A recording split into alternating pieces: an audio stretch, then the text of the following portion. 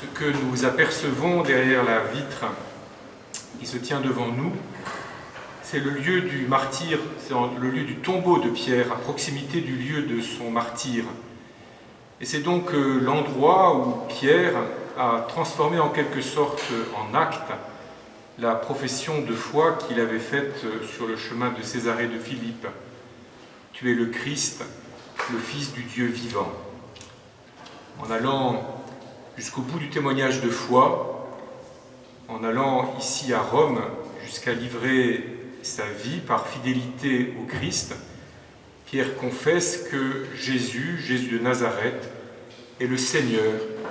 qui nous a été envoyé par Dieu pour vaincre le péché et la mort. Et ce qui caractérise sa mort en martyr, en témoin, c'est précisément qu'il meurt en témoin de la vie éternelle, de la vie plus pleine, de la vie en plénitude, de la vie totale que le Seigneur Jésus, au nom de Dieu le Père, par la force de l'Esprit Saint, est venu nous ouvrir. Est venu ouvrir à tous les hommes, non pas seulement à la descendance d'Abraham, mais à tous ceux qui entrent dans la descendance spirituelle d'Abraham par l'acte de foi en la promesse de Dieu. Nous sommes donc ici, frères et sœurs, pour renouveler notre propre foi, parce que la pierre solide sur laquelle l'Église est construite, nous le savons bien, ce ne sont pas des pierres terrestres, des pierres visibles, ce n'est pas la somptuosité de cette basilique, elle n'est jamais que l'écrin qui permet de mettre en lumière et qui nous permet de célébrer cet acte-là de l'apôtre Pierre. Cet acte qu'il a fallu qu'en lui, l'Esprit Saint, l'Esprit de Jésus gagne sur tout le reste. Nous connaissons la suite du récit de saint Matthieu ou des différents synoptiques, et nous savons bien que Pierre n'a pas toujours été à la hauteur de son acte de foi. Il a fallu donc tout un travail de l'Esprit du ressuscité, de l'Esprit du crucifié ressuscité, pour transformer l'apôtre Pierre en un roc solide pour la foi de tous les hommes. Et c'est sur ce roc, qui est son acte de foi, que nous voulons renouveler notre propre acte de foi, lequel est la condition et ce que nous pouvons offrir pour servir le peuple à qui nous sommes envoyés. Nous pouvons avoir 1000 qualités, nous pouvons avoir 1000 talents, et certainement vous les avez, mais la seule chose qui compte finalement, c'est que nous croyons que Jésus est le Messie, le Fils du Dieu vivant. Ce que, en méditant à la figure de Pierre, nous pouvons contempler aussi, en nous souvenant du petit déjeuner au bord du lac de Tibériade, quelques jours après Pâques, c'est que cet acte de foi que nous formulons est avant tout un acte d'amour. C'est la reconnaissance que, en Jésus, Dieu nous aime. Dieu, quoi que nous puissions mettre de plus grand derrière ce mot, Dieu nous aime. Non pas d'un amour dévorant, non pas d'un amour qui nous détruit, non pas d'un amour qui nous consomme, mais d'un amour qui nous fait vivre. Et nous reconnaissons cela, nous découvrons cela dans le geste de Jésus qui va jusqu'au bout,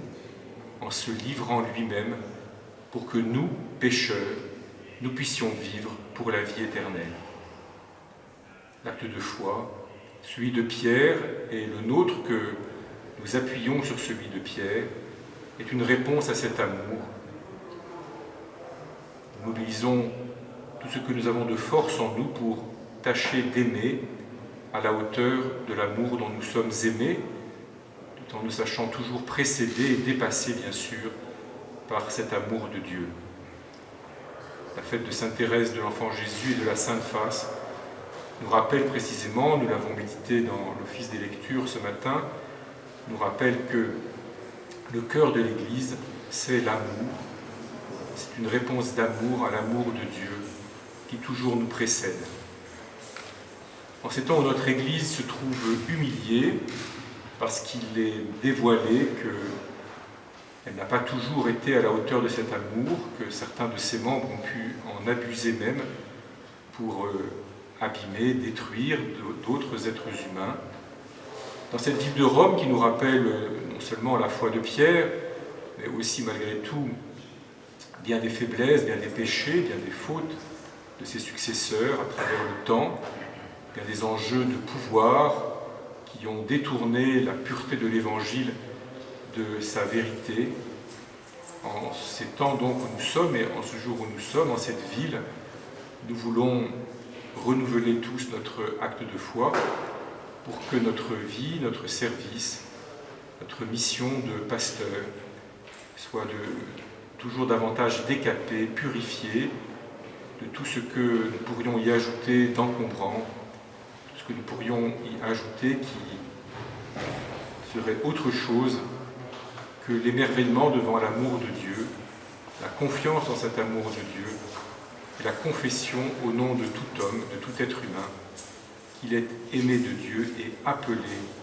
à la vie éternelle. Que l'intercession de l'apôtre Pierre nous rassure toujours, que notre assurance qu'il est vivant dans la gloire de Dieu, qu'il ne cesse de contempler son Seigneur, que cette assurance-là soit aussi notre assurance de tous les jours pour traverser toutes les tempêtes de l'histoire, toutes les fatigues du ministère et pour en recevoir les joies, souvent très humbles, très simples, très discrètes, et de manière à ce qu'elles nourrissent en nous déjà la joie en attendant la joie éternelle. Amen.